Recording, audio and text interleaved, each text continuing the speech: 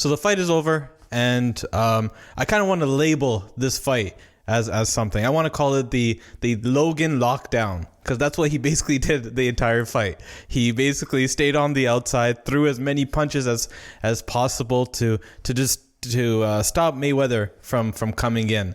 And then whenever he did, he gave him a over underhook. He gave him a little tie clinch a couple of times. He varied. He switched up his holds. But for the most part, Logan Paul came in there with, I think he came with the mentality of, you know what, I'm going to try not to get knocked out. I'm going to have some crazy burst in that first round to maybe throw Mayweather off. Maybe those hooks, one of them would have landed, but for the most part, let me just be very, very conservative, because honestly, if I tie or if I don't get knocked out, I win, right? If I knock him out, I win as well. But the more likely outcome would have been, hey, you guys went the distance. It's an exhibition match.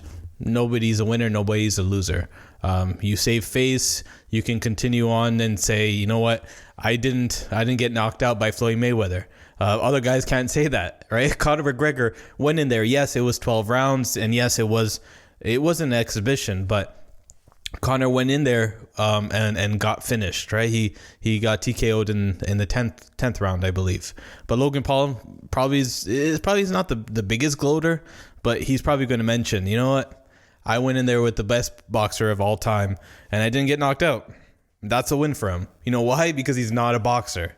Just because you trained for a couple of years, 3-4 years, doesn't automatically put you on the level of Floyd Mayweather or a level of somebody else that's of lesser status of Floyd Mayweather, right?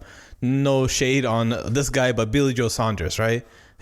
Billy Joe Saunders is leaps and years beyond Logan Paul, but they're not considered the same thing. This is a win for Logan Paul. Very, very, very good for him. I don't think the fans appreciated this fight very much, but what did you expect? It is what it is.